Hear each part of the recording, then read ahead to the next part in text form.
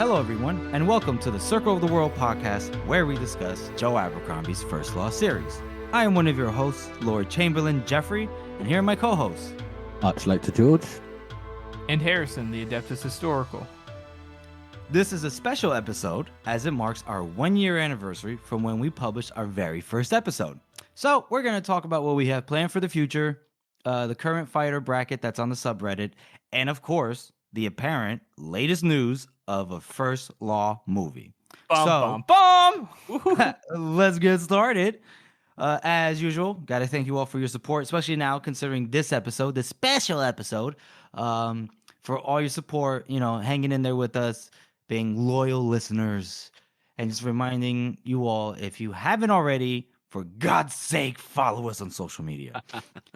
Just do it. Don't let your dreams be dreams. and a very special thank you to all those guys. You know who you are that have been following us right from the beginning and supporting us through this. It's been fantastic, hasn't it, guys? It's been great. It really has been. Yep. It's kind of crazy. I mean, we all hope that we would actually get to, continue to do this, and we all hope that we'd continue to get along, and we have. And I think we're all kind of surprised and not surprised at the same time that it's still going. Surprised, not surprised. I like that. Happy but not happy. It's a love-hate relationship. Content but miserable. The usual. Yeah, no, we've done loads over this last year, haven't we? Think about it, right? I've been going through our stats that we found, and I'm quite happy to share this with the audience as well. So, only one of the platforms that we're on actually gives us statistics on how many minutes have been listened to, rather than just like individual listens. Mm-hmm. So I went through the maths and kind of did a guesstimate on how extrapolated the data and all that shit, fancy shit. Ooh. So in total, we've got about 400,000 minutes listened.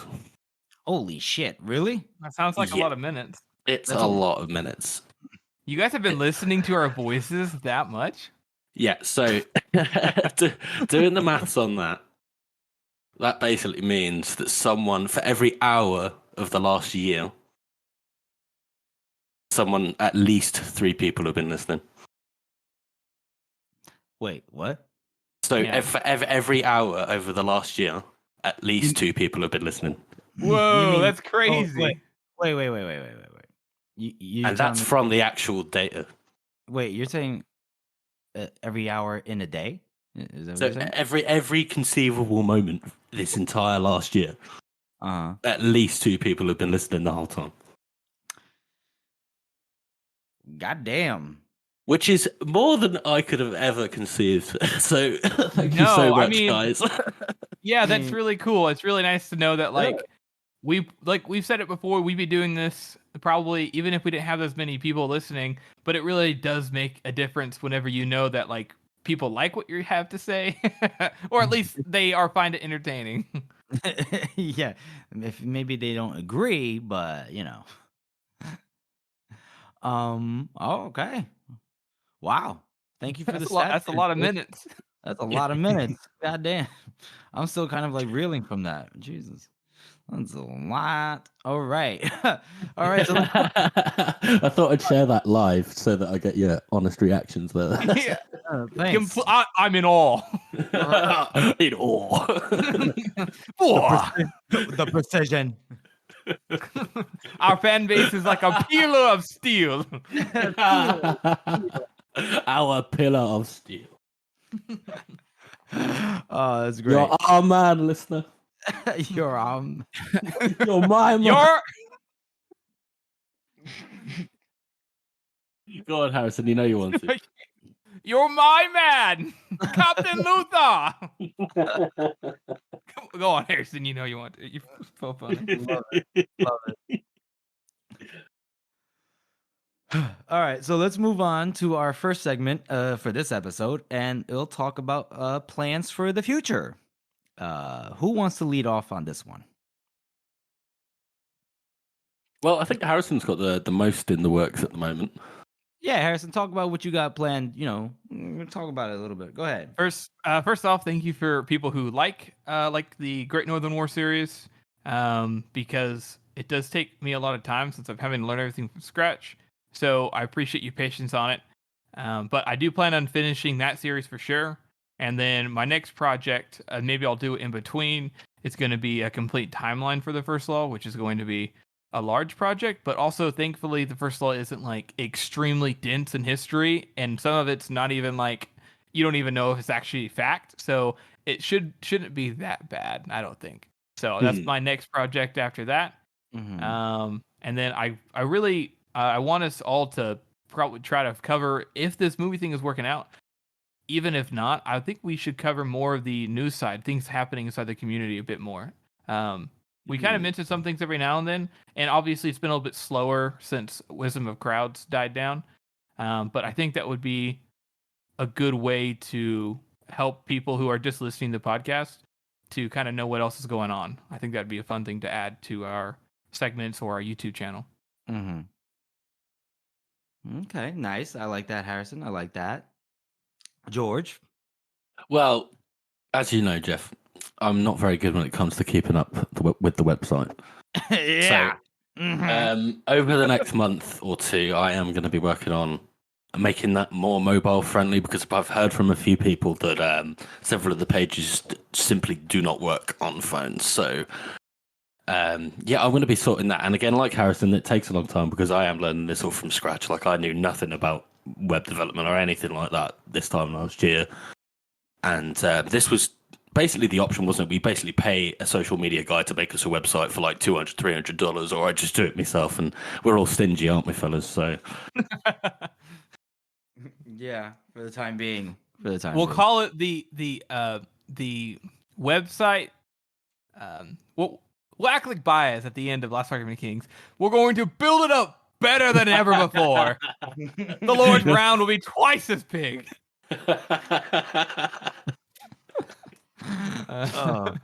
Exactly. And that's another good piece of news as well, because somebody got in contact with us over email to offer to show me some tricks of the trade and get the website working. So I'm in contact with him. So that's another piece of great community. So thanks again, guys.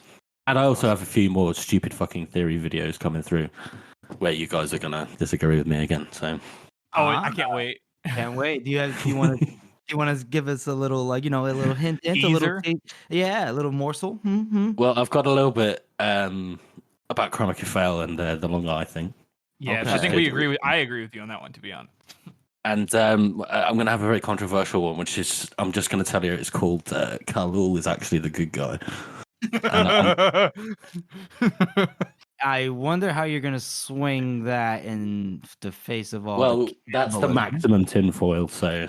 And slave driving, but okay. You see, George normally operates at only 20% tinfoil, but with that theory, he'll be operating at full 100% tinfoil. Tinfoil level's over 9,000. And that's an old meme. God damn. What about you, Jeff? We know that you've got some stuff that's almost ready to come. That's what you showed us when we were over at yours, didn't we? Yes. So, as you two know, my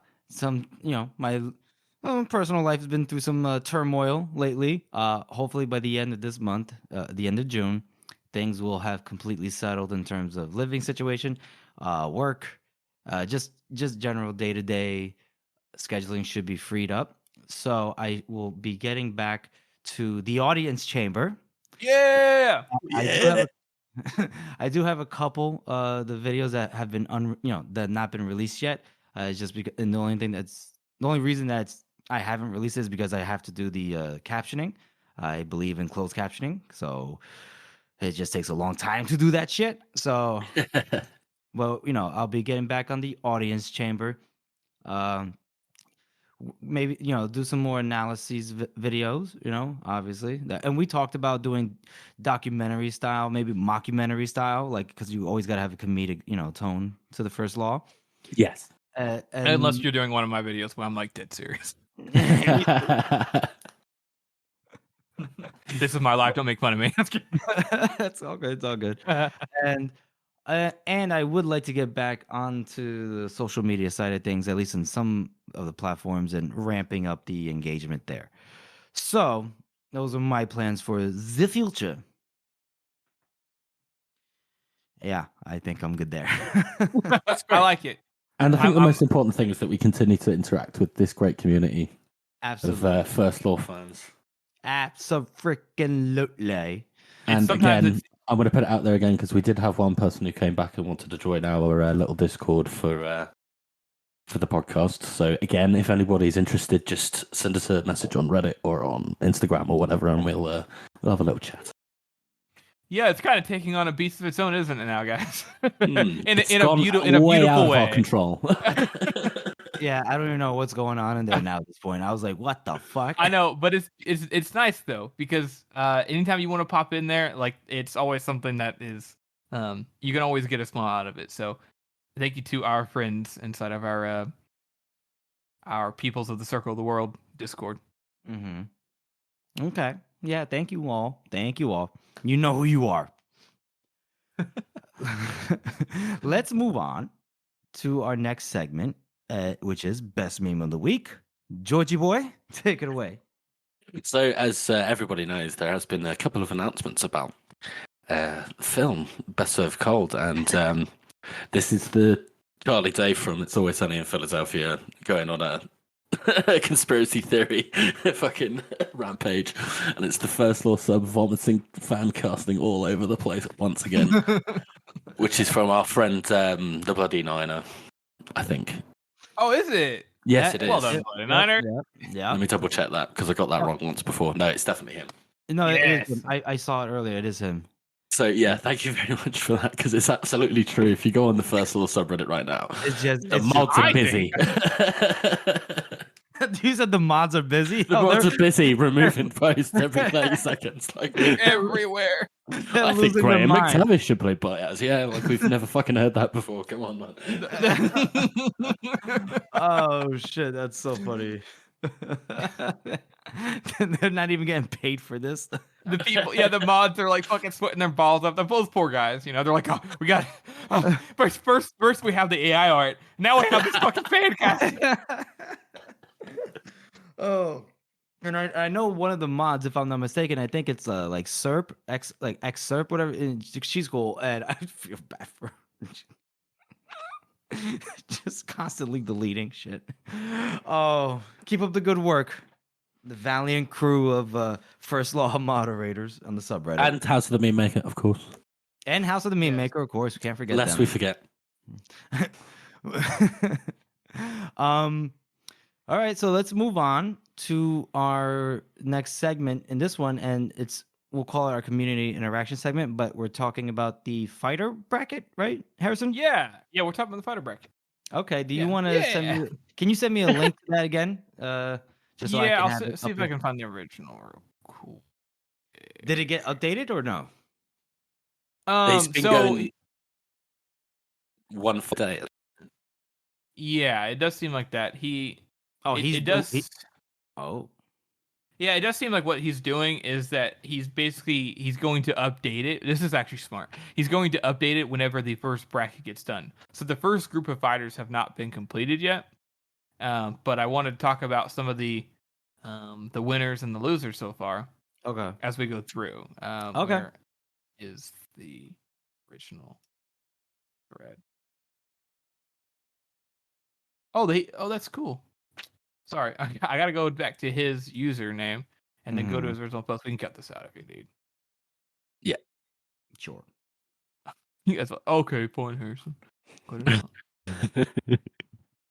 Telling us to cut shit out. You think you tell me what to do? Oh, while you're finding the thing, my food's here. Hold on. Okay.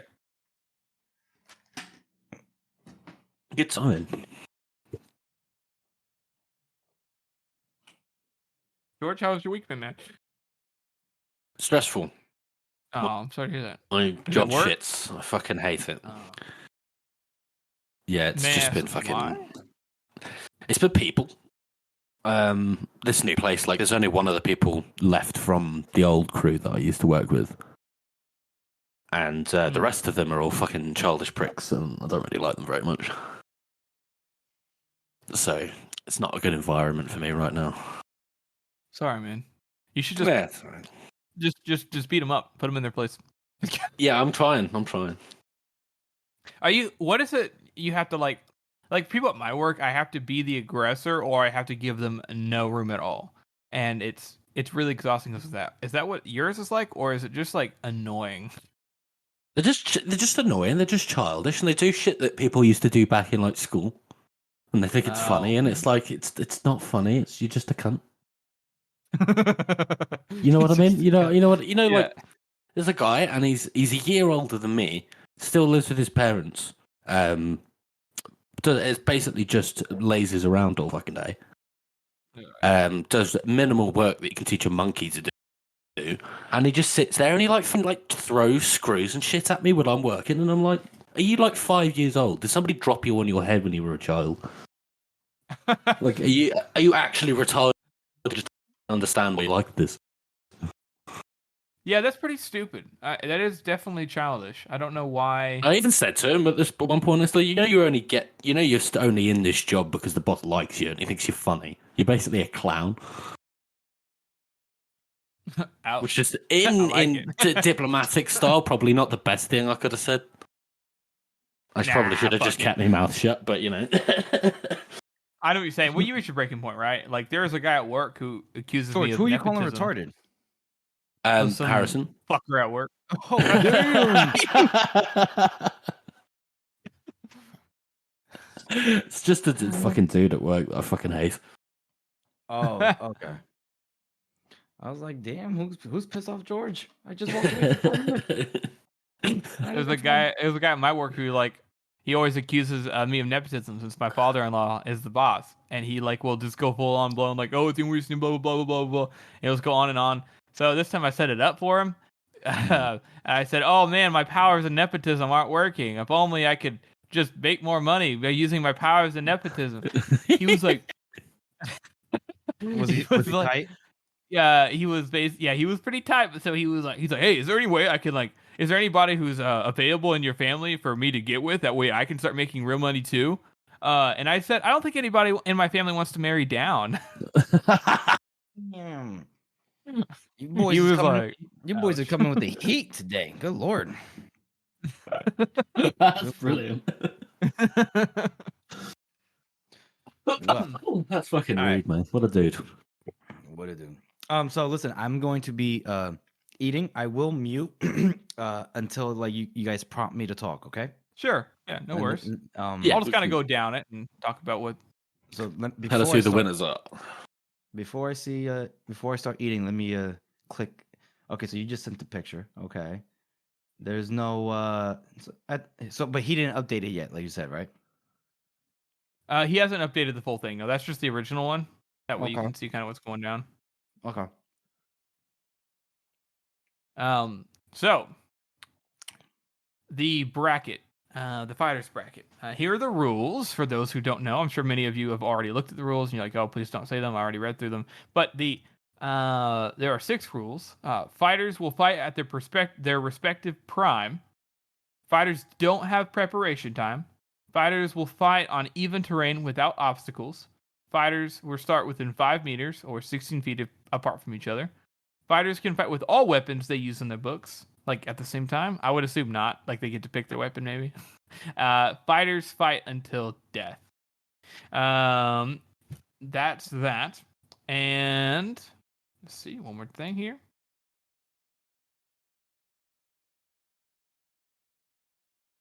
Oh, and then they have a hub for us to look at. So they've gone down all of the 16 fights for the first bracket, all 32 fighters.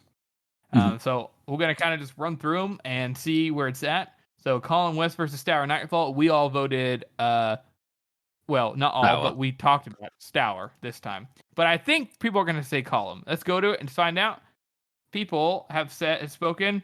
Oh, well done. It was a close one, but Stour Nightfall. We agree as the Circle of the Word podcast. So Stour Nightfall's won that first fight. That's right. Yeah. Ganmark versus Giselle.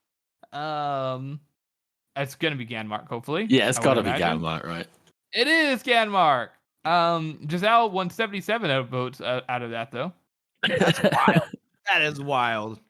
Orso versus Glockta. Oh, go ahead, Jeff. I was gonna say, did they think Giselle's prime included Baez? What the fuck?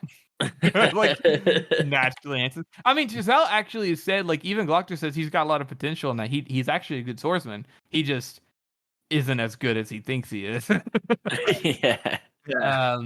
Orso, I always or saw it Sandman. as Giselle's like a competent fighter, but he doesn't have like fighting sense. He doesn't understand like how the mechanics of it all works. Hence, how somebody sneaks up on him and bashes him over the head. Right, he's not a practical fighter. He just is Exactly. trained, and he's got some natural skill, but he's not practical. Sand and Glockta won that one pretty decisively between Orso and Glockta. Scale versus Three Trees. I imagine Three Trees wins pretty definitely with here as well. Oh yeah, most definitely. There are in all of these as well. If you go to the Circle of the World bracket hub, you can see all the comments and stuff, and it's pretty funny. There's some good comments throughout of people saying like, just kind of meme things of, oh, Scale got beat we've only seen him get beaten and things like that. Chroma Key or Brock. I was convinced that Chroma Key would win, but I don't know. I think people did say Leo definitely excellent. Leo's fucking gone. Fuck you, Leo. Yeah, he's gone. Celebrate, people. People of the Circle of the World. Bye, Leo Dan Cock. Downside versus Bermudan Gorse. I mean, I'm not even gonna press that one. Come on. Bye, Downside. Yeah. Friendly versus Shiloh Vitari. This should be an interesting one. I really don't know. It's gotta be Friendly, right? I would think Friendly. But remember, my initial thought was Vitari, but then you guys convinced me Friendly. Yes. So it is Friendly? It is Friendly. Yeah, gotta go Friendly here. Interesting. By how much? Oh, there's only 58 people who voted for Shiloh compared to 211 for Friendly. So pretty decisively. Which I think is good. I think Shiloh would put up a hell of a fight, and I think Friendly would be beat the fuck up, but I think Friendly would still win that. Okay. Harding Grimm versus Wonderful. I would imagine Harding Grimm because people love Harding Grimm. Oh yeah, poor Wonderful. Only 12 votes. Oh, my beautiful. Deserve better. Clover versus Stranger Come Knocking. Now this is in their prime though. That is something to be keeping note.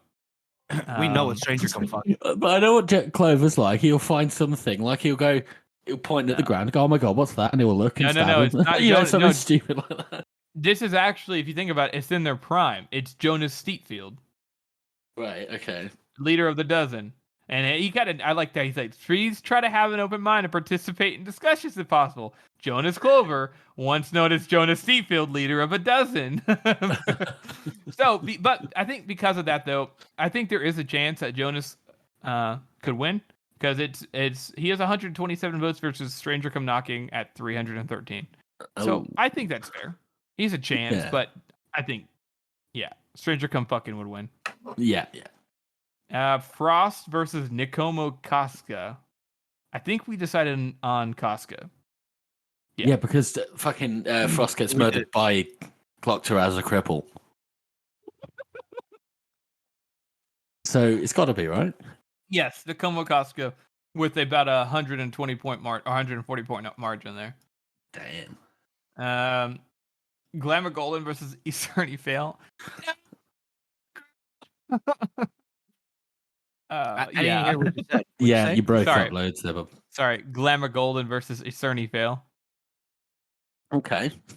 Yeah, Glamour Golden. By by like 200 votes. Which is a shame because we do love this song, but we do. Savion versus Black Dow. Black Dow, come on. I mean, it's Black Dow, no doubt. But I'm curious to see what people say. Does Savion do anything except shoot people with a flat bow? Oh, this one does still look it's still going, so I'm gonna vote. Oh. This one was posted 2 days ago, and Savion only has 3 votes. Justice. Justice. Yeah. That's so funny. Gunnar Broad versus Werdener. This I feel like this, so many people are going to vote for Weirdo just because yeah, they don't like Gunner. Yeah, they probably. don't like Broad. Yeah. I'm gonna vote for Weirdo because I think Weirdo would win. And see, oh, that's actually a lot closer. It's 107 to 156 in Weirdo's favor. Damn.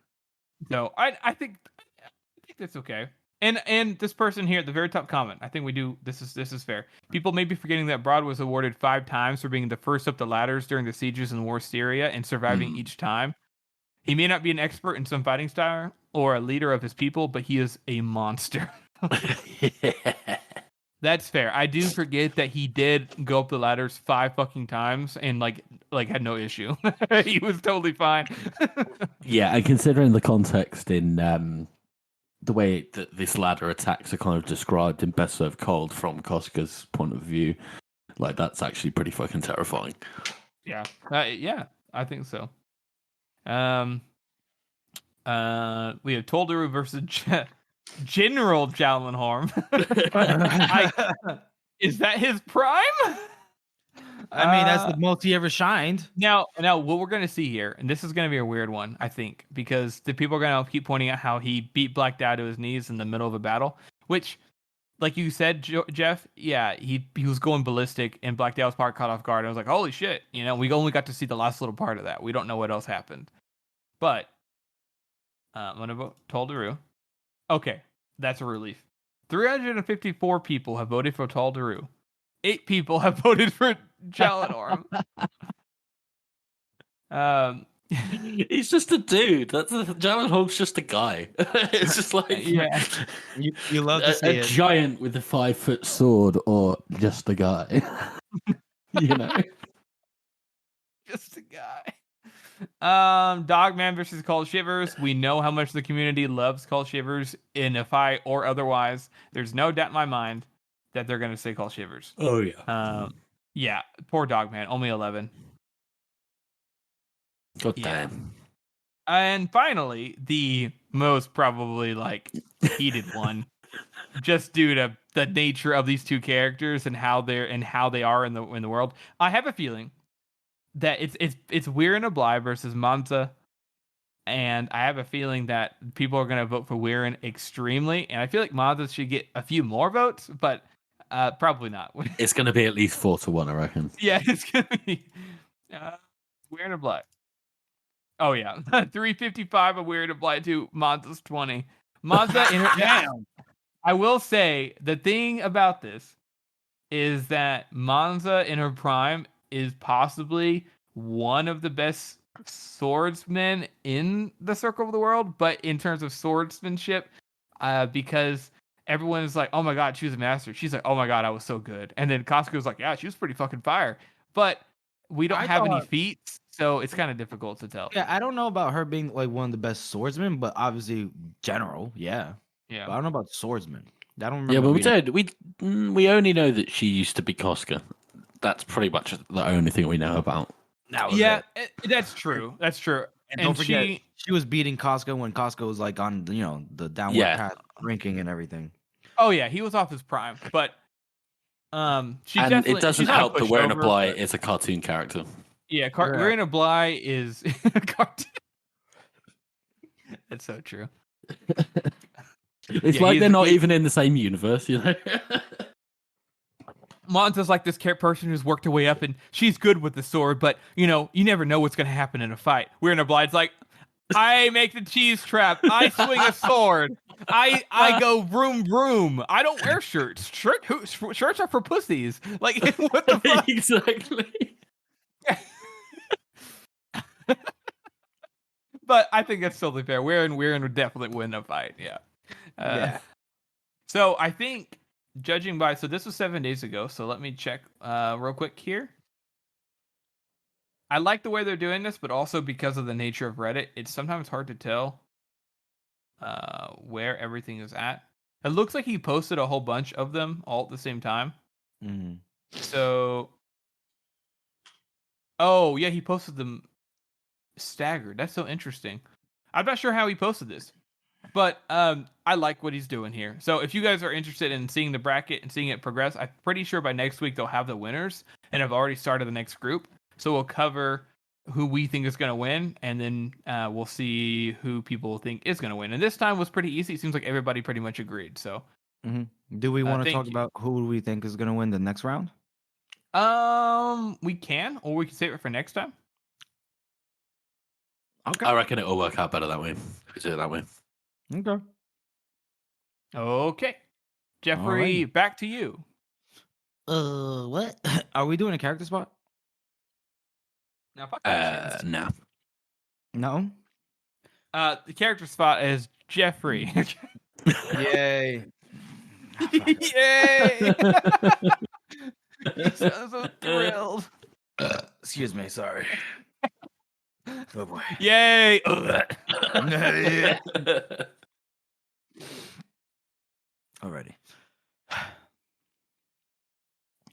Alrighty. Well, we'll move on to our final segment, and you already know what we got to discuss.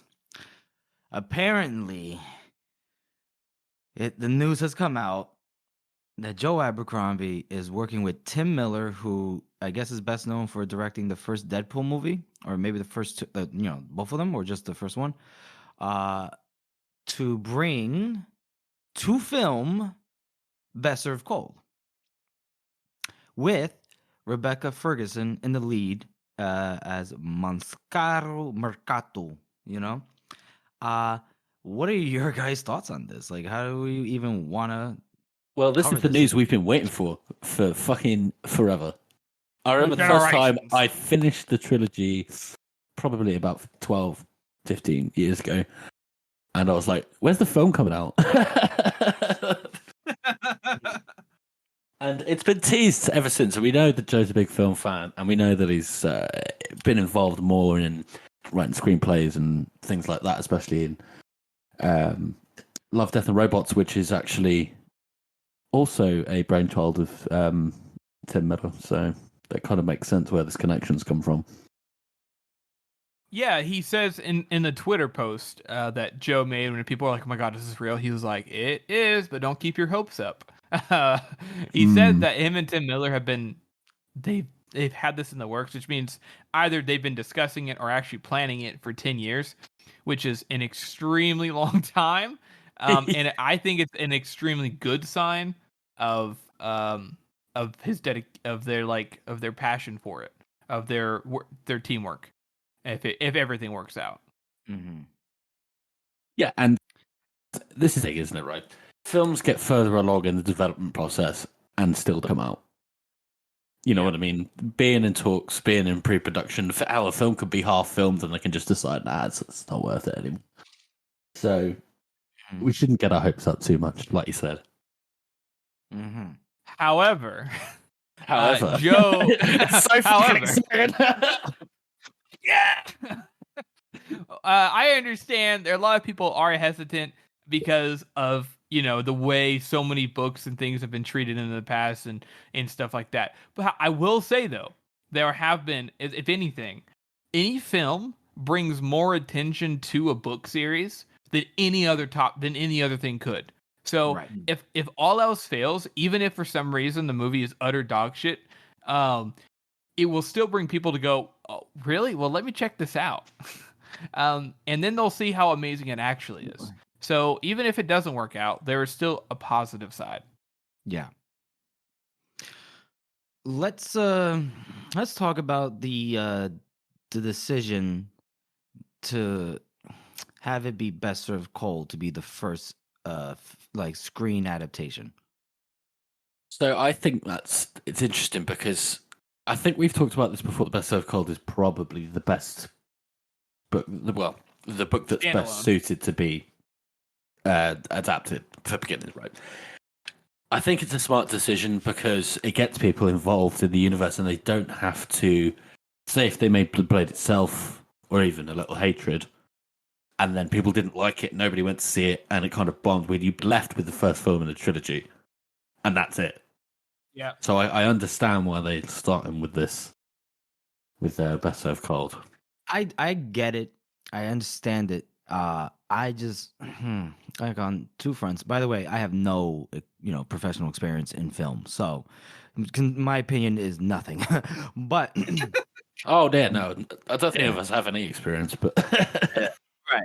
But I'm thinking, so it's gonna be its own movie story. I guess you could say isolated from the greater story of the first law. But you're gonna be introduced to Shivers, and he's gonna go through his whole progression in that movie, as he does it through the in the story of Best Served Cold, and then do you do you go back to the original trilogy for a series, or like Lord of the Rings did? They did 3 movies, and then you de-age him or what have you. You have to do a lot of explanations. I mean, I guess you don't. I feel Maybe like do, there's the only final part. he's the only one that is more difficult to do. He's the only one. Yeah, I guess And so. so if you compare, like, obviously Red Country has Logan, which is a major character that's featured inside of the First Law series. So if they do Red Country first, that's not going to work because that's going to ruin a lot. Right.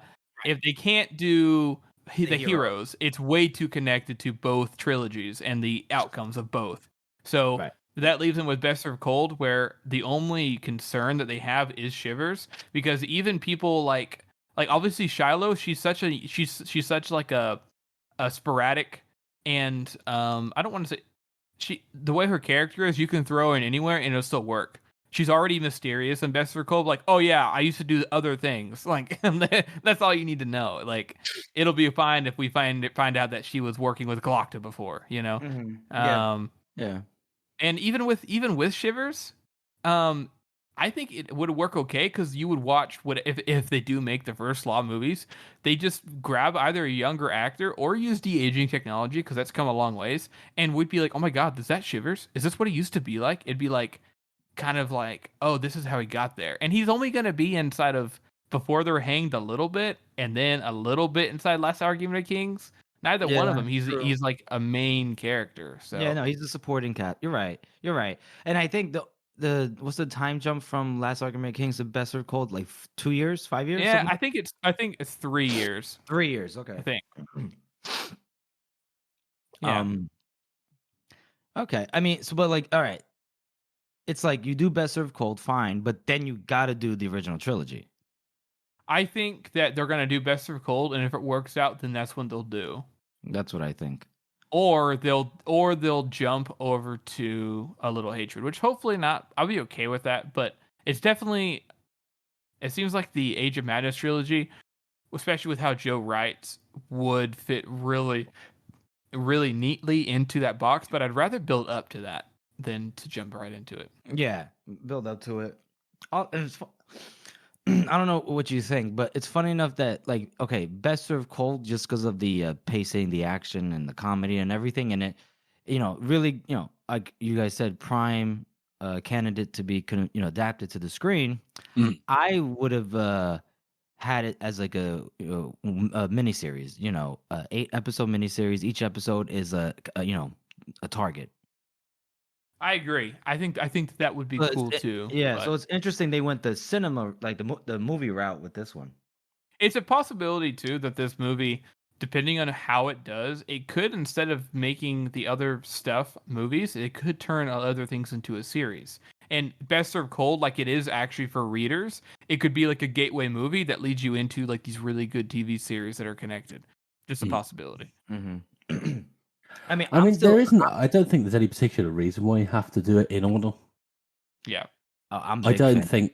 As long as you don't reveal anything about the story of, the first trilogy, it's not so important. I don't think. Yeah, Giselle. Like all you have to do with Giselle is basically it. And then they mention Adjo, it'd be like, yeah, there's that crazy event that happened. They don't have to say what happened. And then with Giselle, they don't have to show his face.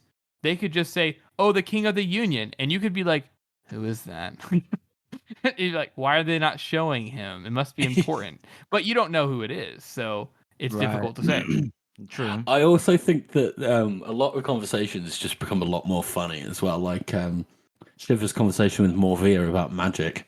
And he's like, I saw the mist, and I saw a man that got stabbed, and nothing happened. And Morpheus is just like sneering at him, and but you've not seen any of that yet. So it's That's a just good like point. he could actually just be an idiot, and we don't know. Right. That's so true, George. I didn't think about that.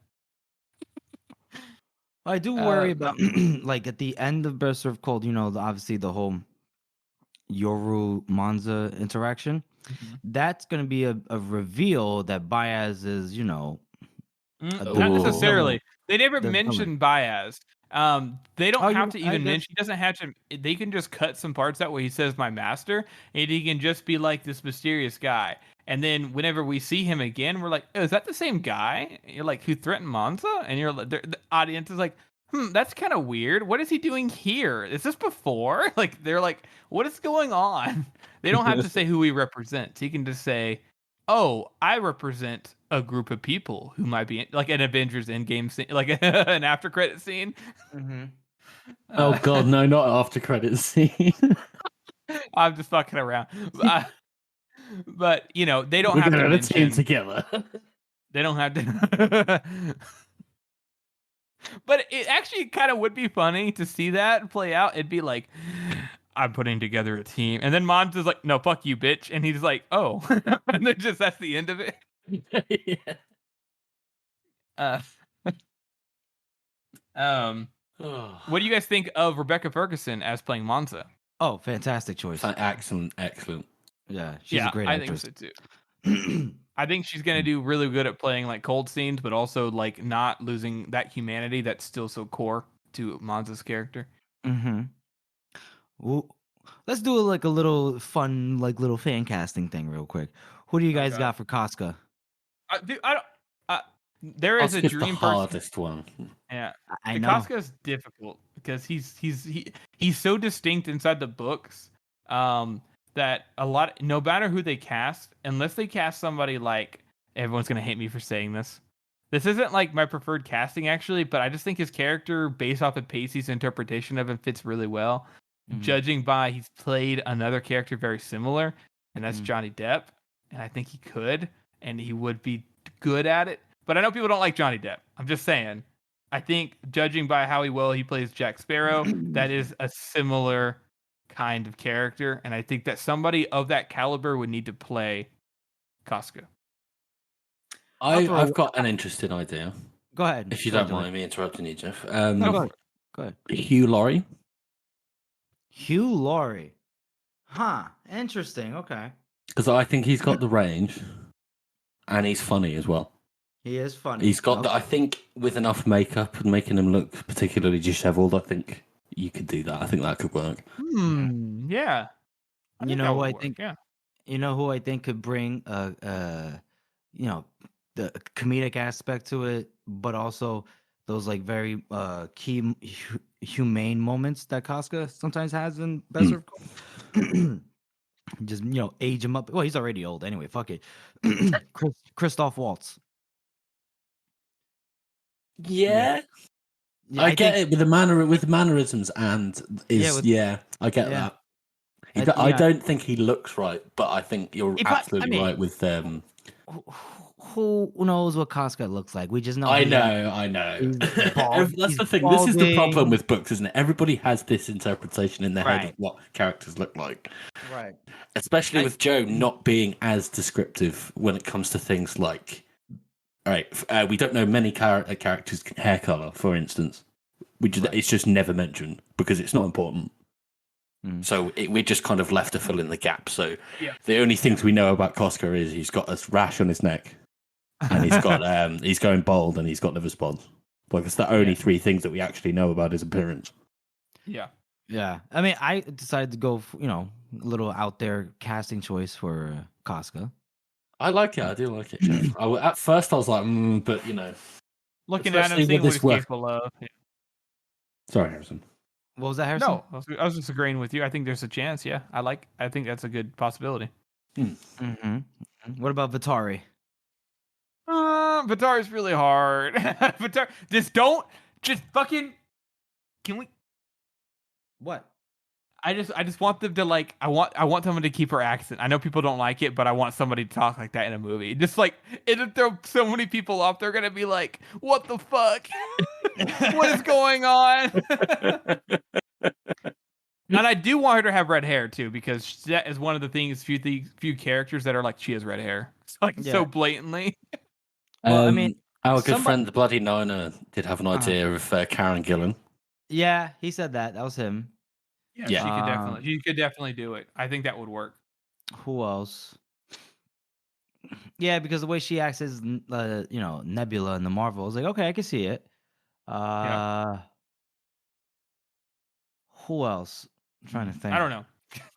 I know she's very difficult because, again, one of the only things we know about her is that she's very tall, isn't she? And she's like got very long, like large, long features. Is she very tall? I thought she was just. I could have sworn she's like very tall. She is tall, but she's not like oblong. She's not like ridiculous. She's just tall for like a woman. Like did you just say oblong? Yeah. She's not fucking weird looking. She just is. She's long limbed and she's taller than like other women. She's like as tall as most men inside the series. Like, but the thing is, right, in my head when it comes to characters in these books, I want as few conventionally attractive people as possible. Right. Yeah, but that might be an unpopular opinion. That's not gonna happen. And to be honest, I think that's fine because I don't know what other people think about this, but Joe, and I'm actually a big fan of this because if you're writing a fucking fantasy, fuck it. Why not make people attractive? Who cares? Whatever, it's fantasy. The whole thing is it's fiction. Which is fine, George. I respect your opinion. I totally get what you're saying. But he absolutely does not respect your opinion, George. He's such an instigator. I think that, think about what characters are actually ugly inside of Joe's books. Glock. Besides the Logan. The Glock is not ugly. No. Listen to me. He's disfigured. He's scarred, and the bro was a womanizer in his youth. He was famed because he lost his teeth. He's still a good looking guy. He just doesn't. He's just been degraded, and he walks around with a hunch, and he's like, I fucking hate people. Like he's still a good looking guy. All right. Artie, fucking gorgeous. Fucking what? Pharaoh's a normal looking person, as stated. With a scar across the face. I mean, you can still be hot and have a scar. Yeah. Go on then. Fucking Monza Shiver. Yeah. All right. Well, with Vitari, I will say, she's got to be a redhead. I mean, there's like Isla Fisher, there's Amy Adams. I don't see Amy Adams doing this. No, not doing that accent justice. You know what I mean? No, she's a great actress. I don't think they'll do that accent in the film. Okay, if that's the case, then Harrison, your dreams are kaput. Sorry. So Amy Adams could maybe do it without that accent. I think Amy Adams is this is gonna sound really bad. I think Amy Adams is a little old to play guitar. Wow, you're absolutely right. You're absolutely right. She's like in her 50s now. How do you think Vitari? Oh, she is in her 50s, right? Vitari's got to be what, in her 30s, 40s? We know that Vitari appears in Trouble with Peace, and she's just starting to look old.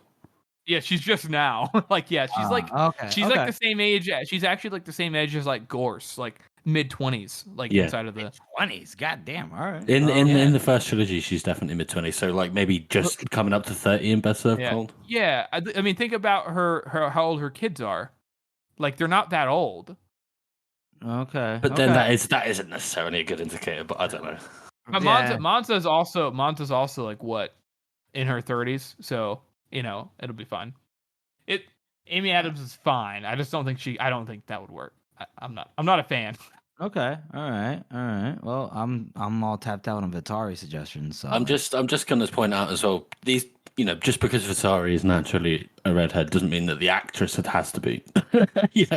Right. You just dye their hair. That's true. Yes. I'm trying. As long as the character is, it's fine. Yeah. Like I'm trying to think of an actress right now. Like I'm trying to think of one that's like. I can't think of any. I don't want to go too far down this rabbit hole because if you guys want to know fan castings, you can just go to the First Love subreddit, which we are a major.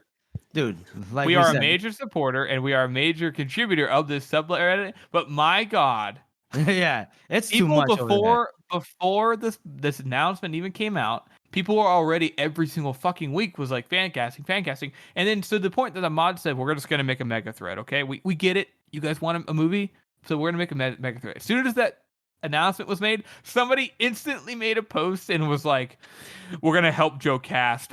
No, you're not. Joe may read the subreddit, but there's no way Joe's looking at. Oh my god, I never thought of that person. Like, I would have never guessed. No, I hear you. But I mean, listen, we're not gonna get involved with the fan casting on the subreddit, but we can have a little fun with it on our episode. Shivers, hit me. I don't know. I'm really bad at fan castings. Terrible. Apparently, you are. I haven't mentioned any suggestions because I'm not. Don't really know much. I actually He's prefer tall. to do bad fan casts. He's tall, right? Charlie Hunnam. Charlie Hunnam. Exactly, it's bad. You goofy. No, because obviously Charlie Hunnam has to play Gyllenhaal in The Heroes, so you know. What? Because he's from Newcastle. What? Because he's from Newcastle and he's got that accent. Oh, it's the only accent that he can do. What's that? Whoa, that's the sound that you Whoa. That's hilarious. I was gonna say one of the Skarsgård brothers for Shivers.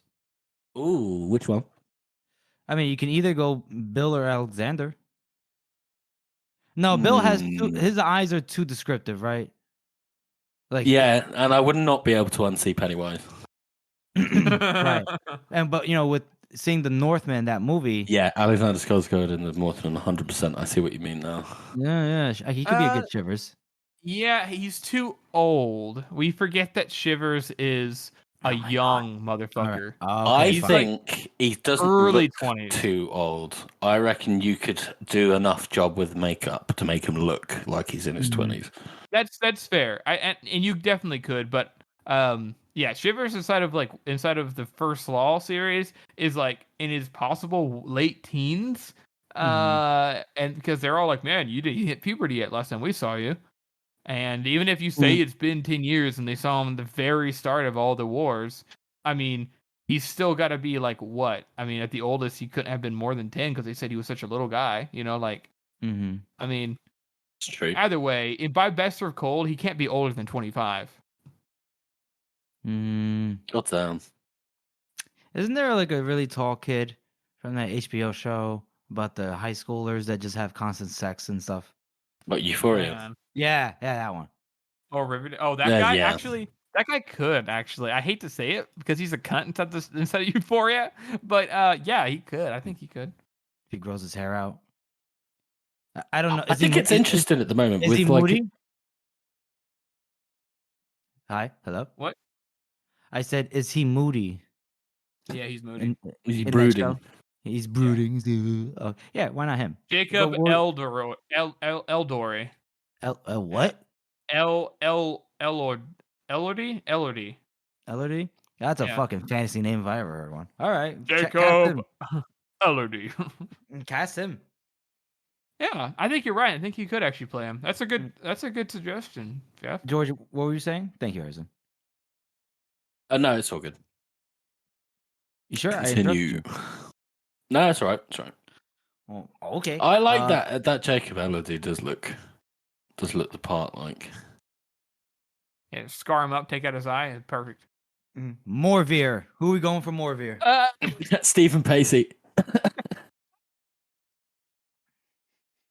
I reckon 100% it has to be Stephen Pacey because he can do that voice though. I actually have a suggestion for this one. I just got to remember his name. What is he in? 1 second. Hold, please. I don't know if what's his name? The one who played Wormtongue in Lord of the Rings. Yeah, Brad Dourif. Brad Dourif. Yeah, Brad Dourif is a bloody great actor. He's very old, but we don't know how old Morveer is. So I have somebody, and okay, now I want people to keep an open mind with this because I think that I think this would make it would allow him to act in a way that he's never acted before, and I think it would throw people off because you would see this actor and be like, oh, I know who this guy's gonna be. And then as the movie goes on, you realize that he's just a cunt, and you're like, man, this doesn't feel right at all. This isn't who his character is. Simon Pegg. Oh. I think you, Ooh. I think you could do it, and I think you would throw everybody Ooh. off. Oh, he could do it. I think he could do it. Yeah, you're right. It's a good thing. That's very interesting. Dude, you fucked me up for a second because you said Simon Pegg, and my mind I blanked, know. and I thought you meant the American Idol guy. Simon Cowell. Cow. That's his name. Cow. And I was like, in my head, I was like, wait. Everyone thinks he's a dick. I don't understand. I don't get it. I'm sorry, Dave. You're just not for us. You're going home. It's a no for me. Fuck Simon Cowell. It's a no from me. Simon Pegg. Simon Pegg. I like it. I like that idea, Harrison. I'd not thought of that. But that works so well. Oh, Thanks, my God. guys. I think it'd be cool. What do you guys think about like somebody like Rogan? Henry Cavill? It would be so cool. That would be so Can you fucking imagine? hilarious. Having Henry Cavill in a throwaway role where he just like kind of dies unceremoniously. It's fantastic. So fucking hilarious. Because nobody would see it coming as well. They could put him on all the posters and shit, and then he just like is in it for like 20 minutes and dies. Yeah, the trailer's like, I am Duke Rogan. And then like all the people who watch the movie are like, oh yeah, you okay. Okay, Henry's into some chamber pots. We see, all right, or he doesn't like the chamber pots actually. Also, he would make that whole scene like almost not gross just because he's so like up there in attractiveness that if Henry Cavill says it's a shame to waste it, you'd be like, oh yes sir, you're right, good point, I'm sorry. You're onto something there. I have a bit of a joke casting. All right, for Friendly, because we know Friendly, he's like kind of short and squat, right? A little bit. Oh, Yeah. don't Danny DeVito. I knew it. Fucking say that, you fucking bastard. Danny DeVito. So anyway, my dice and I started blasting. So fucking stupid. No, in all seriousness, let me think about Friendly. Friendly is gonna take a unique Friendly is very difficult. No, Bloody Niner had a great suggestion. I think he would be perfect. Who? Have you guys seen The Expanse? No. Yes, the one who plays Amos. Yes, Amos Expanse. True. Yeah. He's played in other roles of similar thing. Amos actor. Wes Chatham. I think he could fucking kill that. Don't know who that is, so I know you don't, but I'm trying to think of actors that I know. Do you know what I mean? yeah.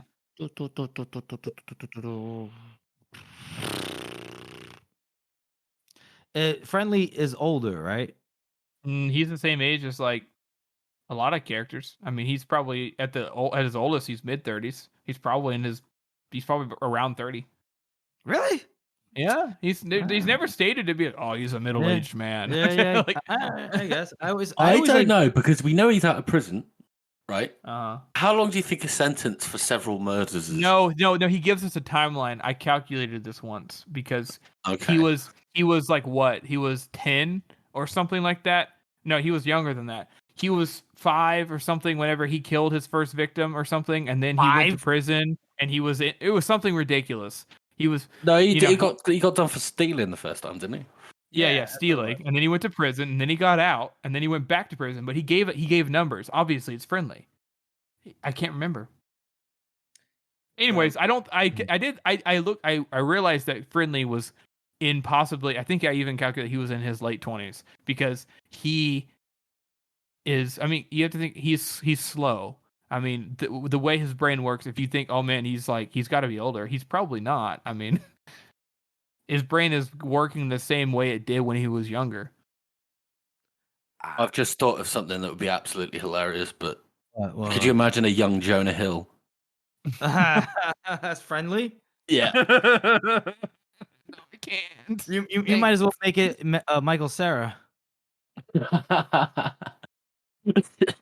I don't know. I reckon with a shaved head, it could look like menacing enough. What about Day? Oh, she's not too vital of a character, but just vital enough. I mean, like, so young, right? Is she blonde? She's blonde, right? Yeah.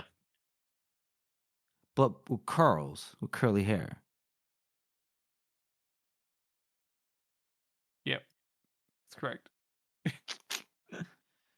In terms of acting skill, I mean, this will probably be beneath her because she's like, she wouldn't take such a side supporting role, but side character role. But Julia Garner Mm.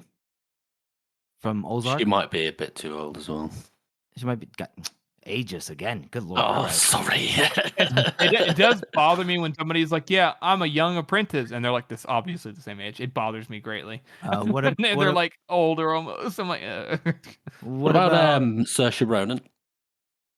Nah, isn't she like in her 30s? And if you guys are giving me shit about Julia Garner, this bitch is older. All right, sorry. no, I know who to play. I know who to play her. Oh, Can't think of her. Hang on, hold up. She could play the conniving role. I've seen her act in some other stuff. She's young. She is.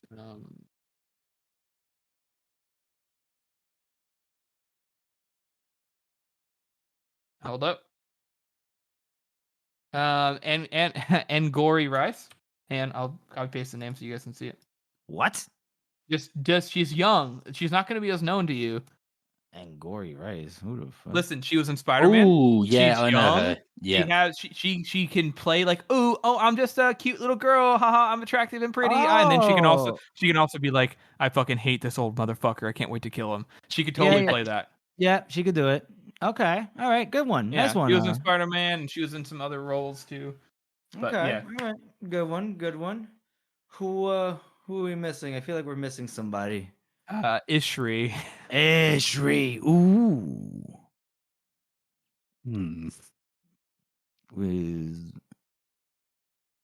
Yeah, somebody who is like, oh, I've been alive forever, and I don't like care, but man, I like to have fun and blow things up. Like, difficult.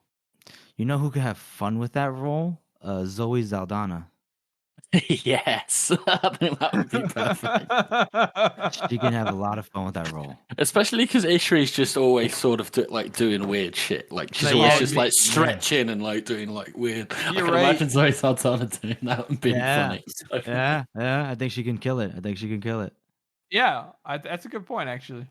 Everyone would be like, It definitely. This is one of those ones too that you wouldn't expect her in that role. You see Zoe Saldana and you're like, who the fuck? Why is she in this movie? And then you see her act and you're like, oh, she's like having to actually act. Like, not that she does in other times, but she's having to play something That's a weird dig. different. God damn. No, because she's having to play somebody completely different than what she's normally used to playing. Is what I mean.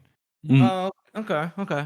Like somebody like Ishri is not like any of the other characters she's played. Very true. Very true. The only other person I can think of off the top of my head without us going on for absolute centuries is Orso. Yes, I think it's a very important. Yeah, very. It needs to be a big name, honestly. But I'm trying to think off the top of my head. He needs to be somebody. Jeff he can Goldblum. Be somebody older too. Jeff Goldblum. That's hilarious.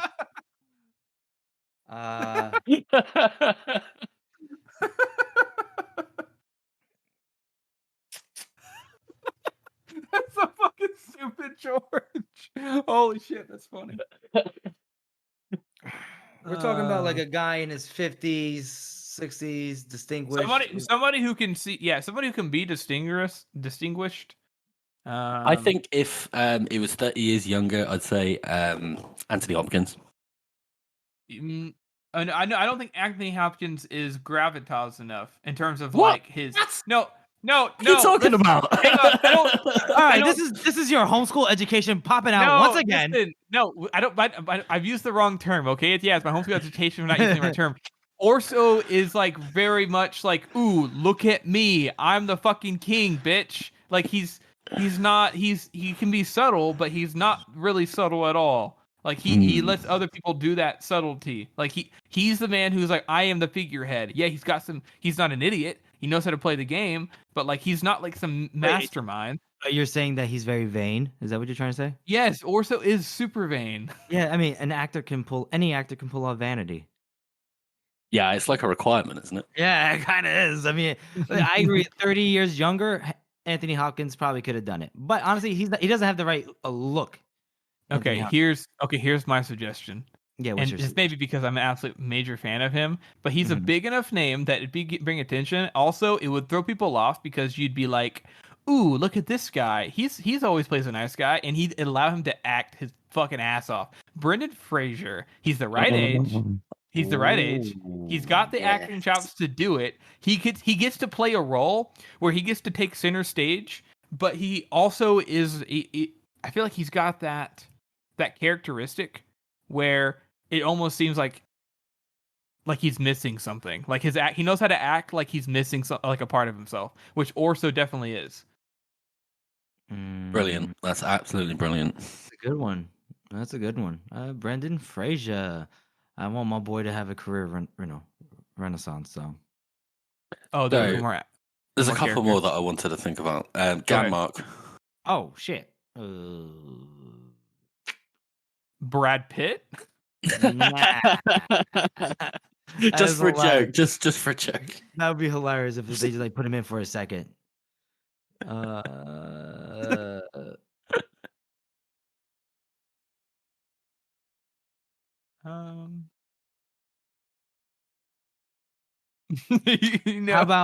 about Idris Elba for Ganmark? Why not? Fuck it. You could do that. Work. That's fine. That's fine. I mean, he could actually pull it off. It's got to be somebody who's like, I appreciate the finer arts, and that he actually does. Yeah. What's the other one, George? Salia. Who? Duke Salia. Oh, the one that had all the art. Yeah, the big fat guy. Danny DeVito? No, I'm kidding. I reckon he could do it. hey, Shank, I know who can play Shank. Real quick. Oh, Keanu Reeves. Did he say Keanu Reeves?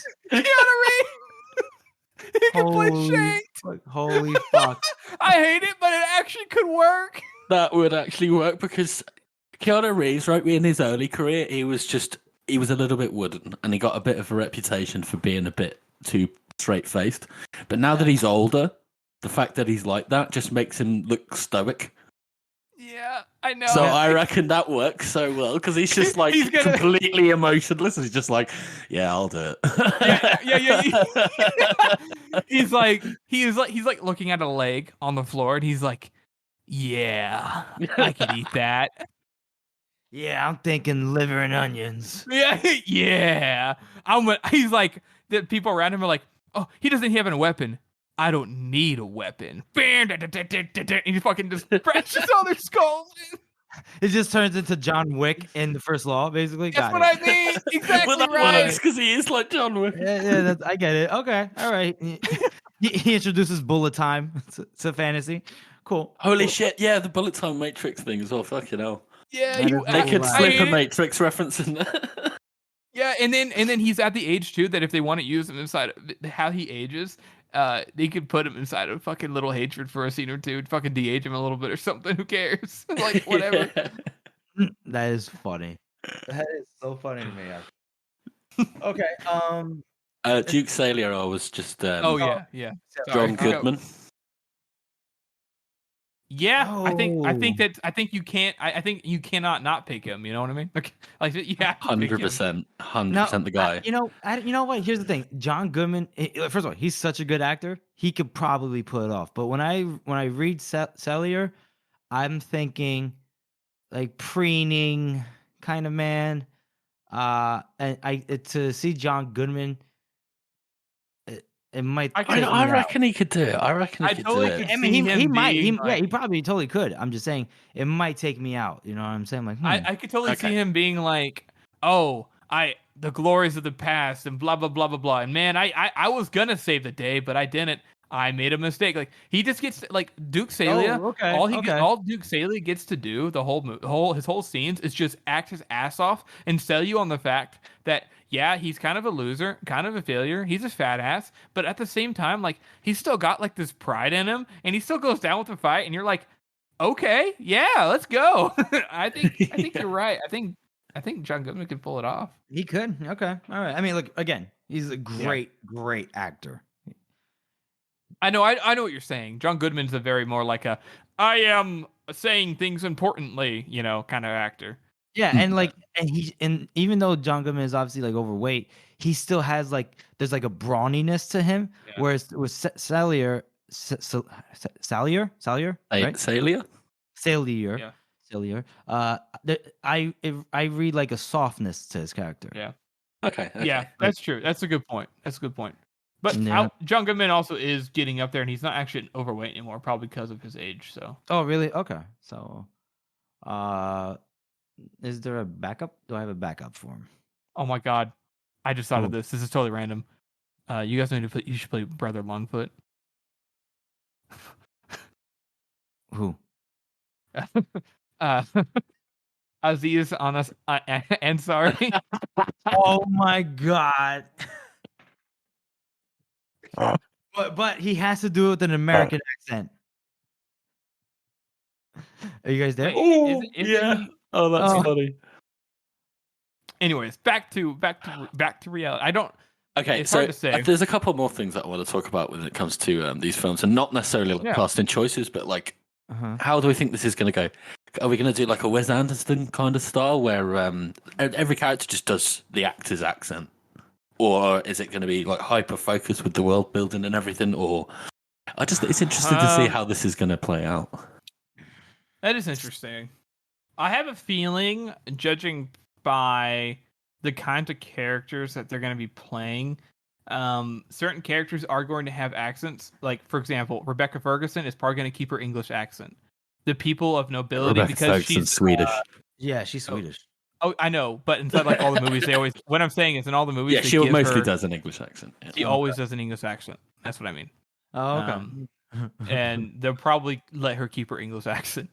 Like it just like, and they're the ones that she always does. She always does that accent. Okay. But like nobility, yeah. But like Shivers, they probably let him just do an American accent to distinguish the fact that he's from a different region. And then I think that's interesting, but I don't know. I reckon they're going to try and stick to Stephen Pacey's sort of interpretation, like no New World kind of accent. It's just European strictly. They could. We talked about this once. I'm getting real tired of this whole fucking monopoly that the Brits seem to have on fantasy accents. Let us Americans in on this, all right? Will you write a fucking book then? Maybe I will.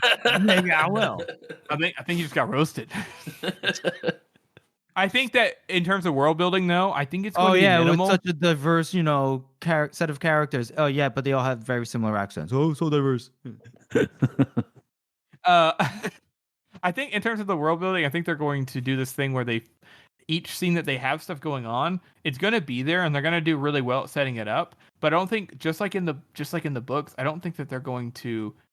It's going to be something where they have to keep it for immersion. They have to make sure the environments and the way they dressed look fucking good, but they won't go into why those things are that way. Definitely not as much as they do in the books. Yeah, which is already a little. Yeah, like you're not getting like George Martin like detailed about family tapestries and shit. Like, yeah, no, I think Shivers looked up at the statue, and then there's like 10 fucking pages of this is why this is this way, and this is why these people are here and not there, and it's never going to come up again. But I can totally see them going to Visserine and then having some big shots of Visserine and their towers, and like but they're not going to. Unlike in the book where they said, "Oh yeah, it's because of I grew up in Visserine," blah blah blah blah. They might have Costa go, "I grew up in Visserine."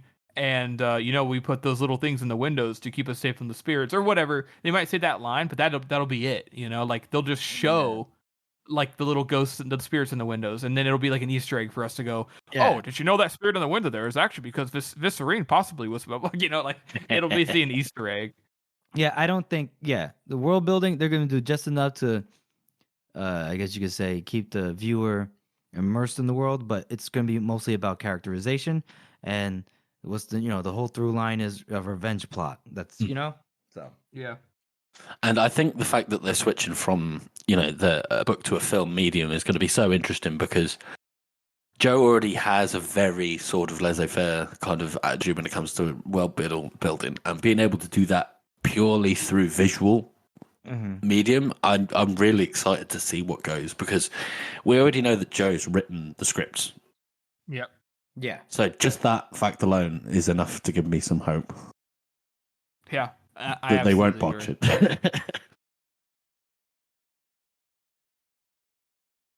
George, what else did you had some other things you said? You said a couple things that you wanted to talk about it. Did I? Yeah, after we talked about the casting, you said there's a couple of things. Oh yeah, no, I just did Gam Mark and Sailor. That's it. Oh, okay. It was just about casting for him. All right, so I think that's it, right, guys? Yeah, I reckon so. I think that's good. Hold on. We got high hopes for it, honestly. Yeah, no, I really can't wait to see how it works out. And obviously, final talks for a film means we're probably about 2 or 3 years out. Yeah. Which is good. Best. Yes. That's good. We've got plenty of time to ride that hype train, baby. Yeah, boy, come join us at CLTW. Cool. Maybe also as a side note, it'll be one of those things I do want to make like a Rise of Monsters series at some point. I do have one of those planned out, so that would be sick if I could make that at the same time of them making the movie, bro. Yeah. Trailer release, boom. You want to know who Monsters is? Bam, there's that. Bam, there's a timeline. Now you know everything you need to know. Okay. Oh yeah. George, cut this out because I don't want no one stealing Harrison's idea. Like, there's not going to be already loads of people doing it. Yeah, I know. Well, Jeff might have a point. As we get closer to time, there might be people who are like, I'm going to start making a YouTube video. We have the foothold. God damn it. No, we fully support this community's right to make their own content. God damn it, you're totally George, right. What kind of arch lector are you? What the fuck? No. George is right.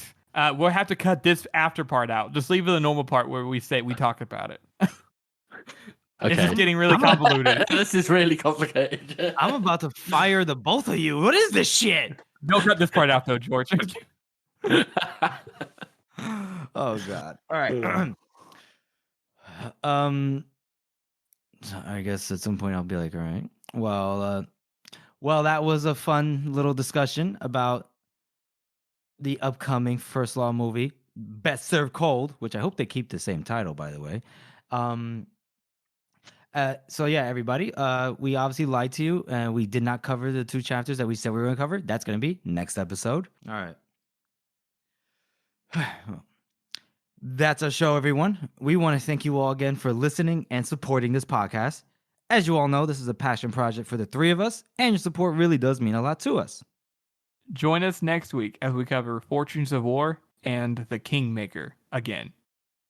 And make sure you follow us on social media for updates and news and anything else that First Law related that you might be interested in. And we have a website. It's circleoftheworld.com. And if you haven't already, please subscribe to our podcast on Apple Podcasts, Spotify, Google Podcasts, or any podcast app that you use. And please make sure to rate and review this podcast. Thank you all again for listening. And remember, anniversaries are best served cold.